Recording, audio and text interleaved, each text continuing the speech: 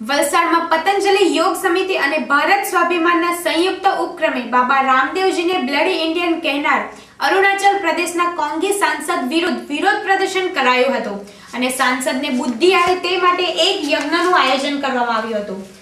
પ્રદર્શનકારીઓને જણાવ્યું હતું કે રાષ્ટ્ર માટે લોકશાહીની ચળવળ ચલાવી રહેલા બાબા રામદેવજી કૌભાંડોનો પર્દાફાશ કરી રહ્યા છે અને લોકહિત માટે રાષ્ટ્રવ્યાપી લડત ચલાવી રહ્યા છે, ત્યારે તેઓનું અપમાન કરનારા તત્વોને સાંખી લેવા જોઈએ નહીં અને તેમને ઉઘાડા પાડવા જોઈએ। બાબા રામદેવજી જે રીતે લોકોના હિત માટે ભ્રષ્ટ રાજકારણ સામે અવાજ ઉઠાવી રહ્યા છે તે જોતા લોકોમાં તેઓ પ્રત્યે આદરભાવની લાગણી જન્મી છે।